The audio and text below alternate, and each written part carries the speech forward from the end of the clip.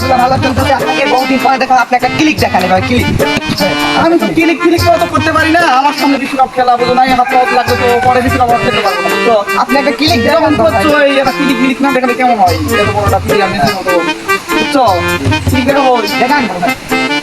এই যে মনে করো হ্যাঁ বুঝছো বুঝছে হ্যাঁ বড় ভাই, একটা শর্ট দেখান, আপনি একটা শর্ট, টাইপিক্যাল শর্ট। এই যে আচ্ছা ওকে ঠিক আছে।